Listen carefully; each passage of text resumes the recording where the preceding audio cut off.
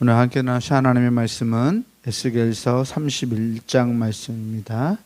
에스겔 31장 1절에서부터 18절까지 말씀입니다. 구약성서 1197페이지에 있습니다.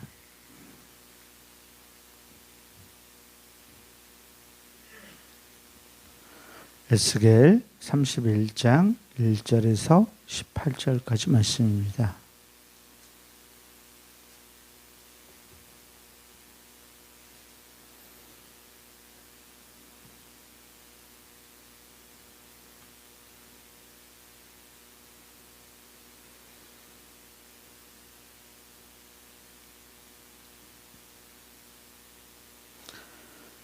에스겔 31장 1절에서 18절까지 제가 한 절 또 여러분들한테 나누어서 교독하겠습니다. 11째 해 셋째 달 초하루에 여호와의 말씀이 내게 임하여 이르시되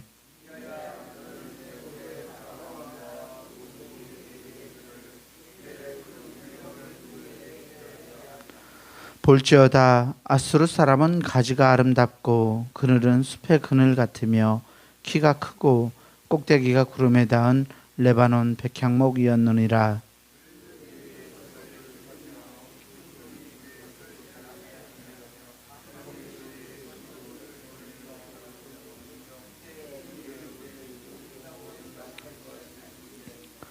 그 나무가 물이 많으므로 키가 들의 모든 나무보다 크며 굵은 가지가 번성하며 가는 가지가 길게 뻗어나갔고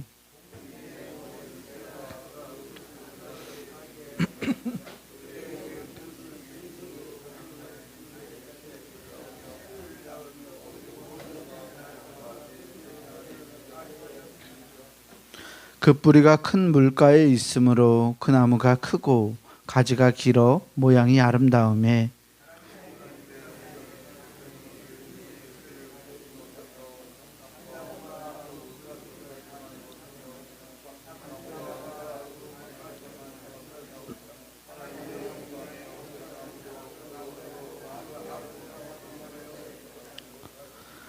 내가 그 가지를 많게 하여 모양이 아름답게 하였더니 하나님의 동산 에덴에 있는 모든 나무가 다 시기하였느니라.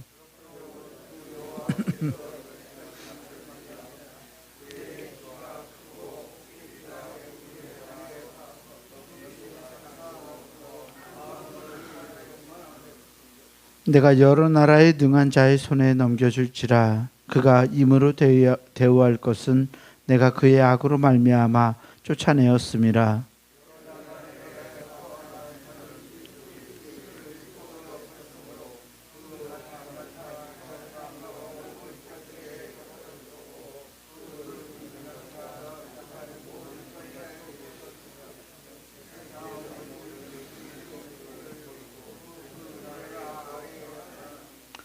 공중의 모든 새가 그 넘어진 나무에 거주하며 들의 모든 짐승이 그 가지에 있으리니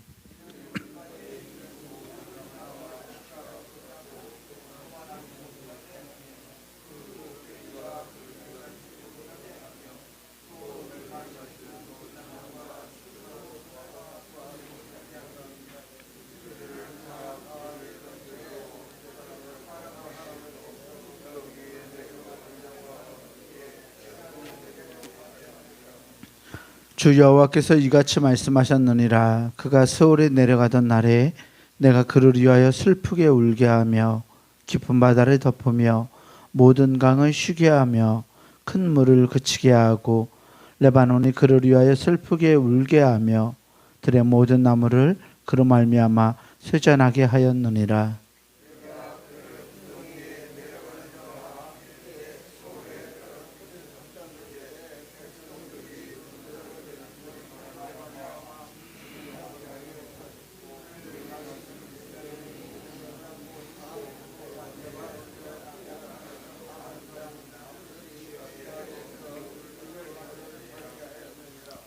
그러나 그들도 그와 함께 스올에 내려 칼에 죽임을 당한 자에게 이르렀나니 그들은 옛적에 그의 팔이 된 자여 나라들 가운데에서 그 그늘 아래에 거주하던 자니라.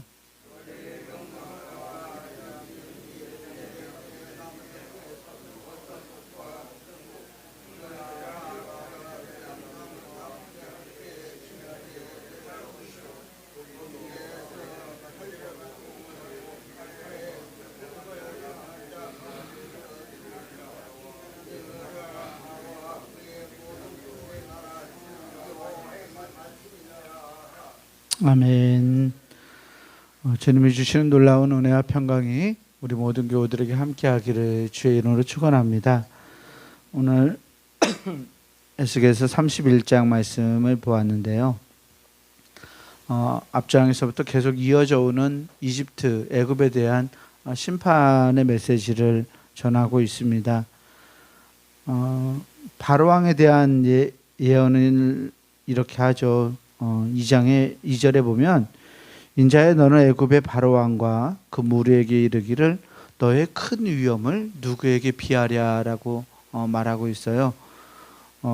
애굽의 바로왕과 그 무리에게 그들의 모습을 누구에게 비할꼬 하면서 3절에 볼지어다 아수르 사람은 가지가 아름답고 그늘은 숲의 그늘 같으며 키가 크고 꼭대기가 구름에 닿은 레바논 백향목이었느니라 라고 말합니다.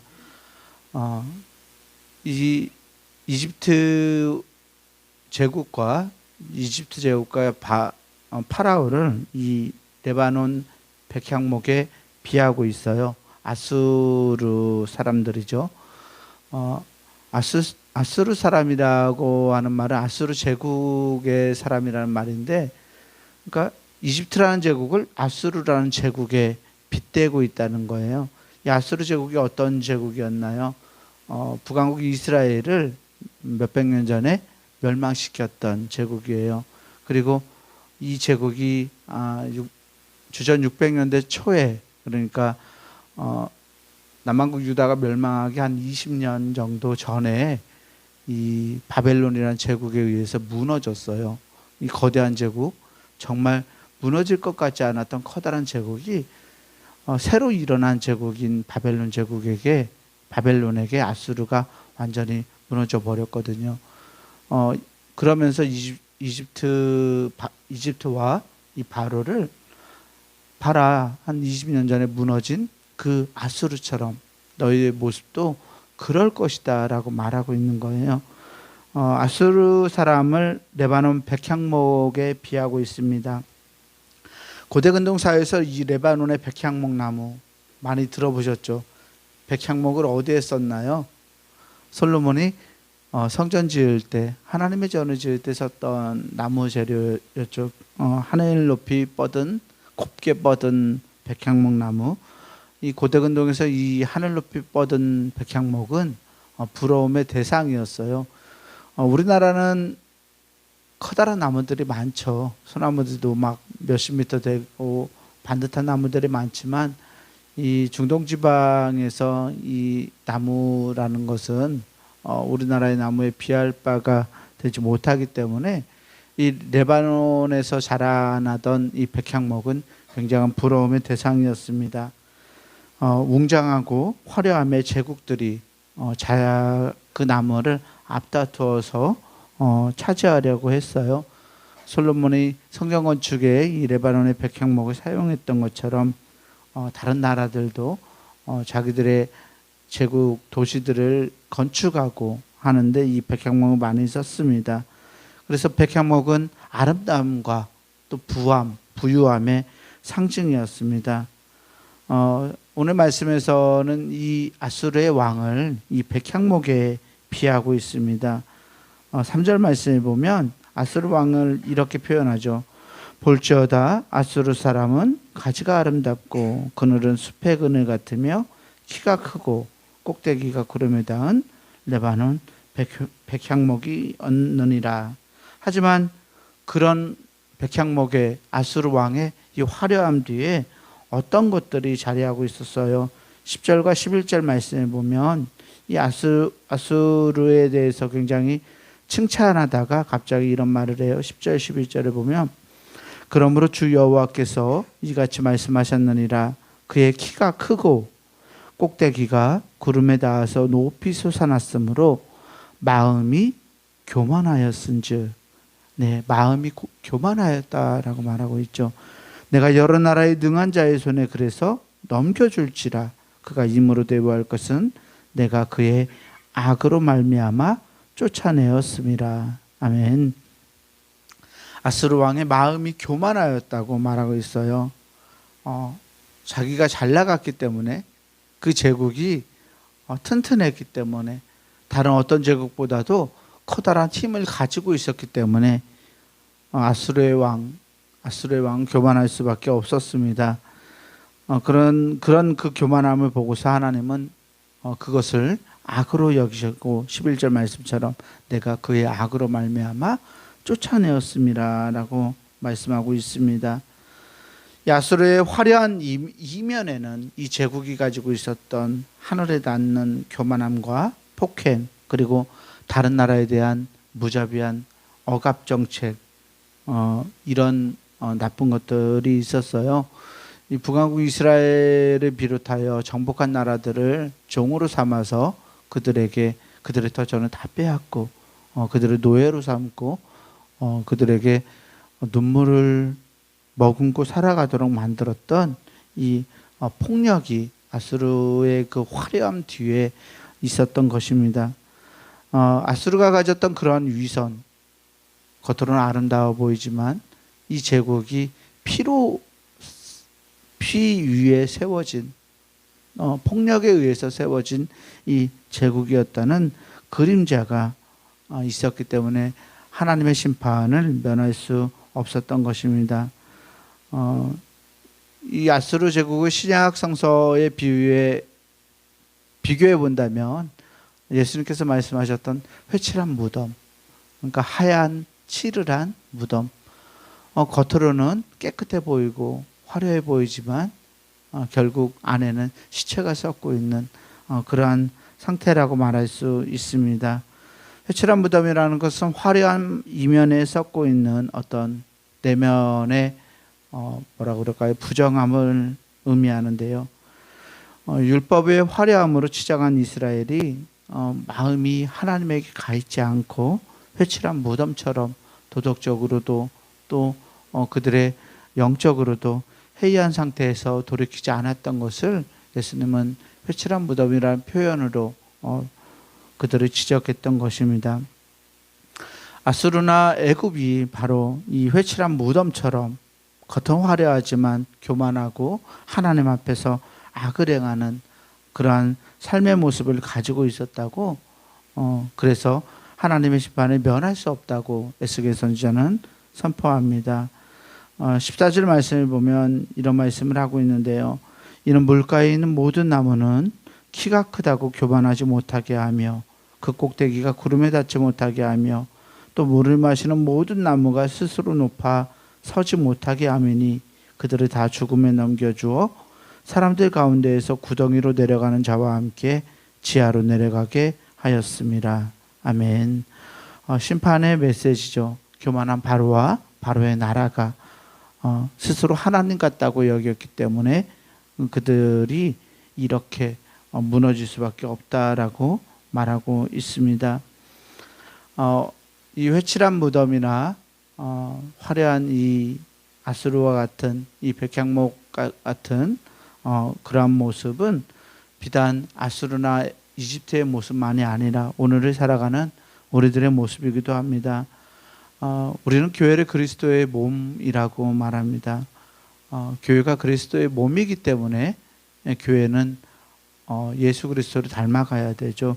그런데 교회의 화려한 거룩의 모양, 예수님을 닮고자 하는 화려한 모양은 있지만 거룩이 가지고 있는, 이 구별됨이 가지고 있는 어떤 능력과 기쁨을 상실해 가고 있지는 않은지 우리의 모습을 돌아보아야 할 줄 믿습니다. 회칠한 무덤과 같이 교회가 겉으로 화려하지만, 겉으로 예수님을 닮지만 교회의 삶과 교인들의 삶과 또 교회가 행하는 일들과 교회에서 지향하는 모든 것들이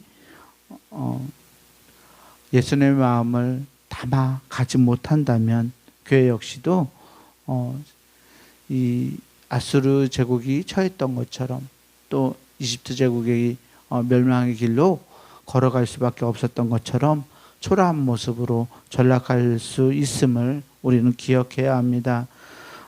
우리가 화려함으로 인해 우리의 마음이 교만하지 않기를 소망합니다.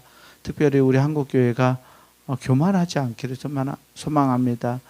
우리가 선교를 많이 보내고 또 교회 수가 많고 기독교인들이 많다고 자랑할 것이 아니라 우리 교회가, 우리 교회들이 우리 그리스도인들이 정말 한 사람 한 사람이 작은 예수로서 세상을 변화시키는 빛으로, 소금으로 우리를 부르셨으면 우리가 기억하고 우리를 보내신 하나님의 마음으로 우리의 삶을 살아가는 것, 그래서 하나님을 영화롭게 하는 것이 우리에게 필요할 줄 믿습니다. 오늘 하루 예수님 믿는 사람답게, 그리스도인답게 오늘 하루를 하나님 앞에 올려드릴 수 있는 복된 하나님의 사람들 다 되시기를 주의 이름으로 간절히 축원합니다. 기도하겠습니다. 은혜로우신 아버지 하나님 감사합니다. 우리를 하나님의 사람으로 부르시고 우리에게 능력과 은혜를 더하시며 주님의 뜻을 따라 살아갈 수 있도록 우리를 불러주시니 주님 감사합니다. 주님의 놀라우신 부르심 앞에서 우리의 모습을 돌아봅니다.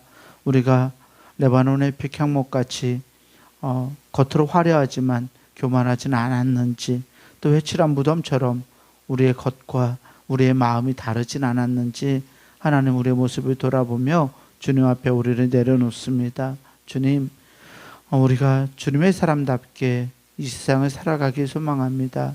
우리의 힘으로 감당할 수 없어서 주님의 능력과 은혜를 구합니다. 하나님, 우리와 동행하여 주셔서 우리가 하나님의 영광을 세상에 드러내는 자로 살아가게 하시고 우리를 빛과 소금으로 불러주시고 세상에 보내신 하나님의 뜻을 잘 수행하고 그 뜻을 살피고 그 뜻으로 우리의 삶을 살아낼 수 있는 거룩한 하나님의 사람들 다 될 수 있도록 은혜와 능력을 허락하시고 우리와 동행하여 주옵소서. 우리 구주 예수 그리스도 이름으로 감사하며 간절히 기도합니다. 아멘. 하늘에 계신 우리 아버지여, 이름이 거룩히 여김을 받으시오며 나라가 임하시오며 뜻이 하늘에서 이루어진 것 같이 땅에서도 이루어지이다.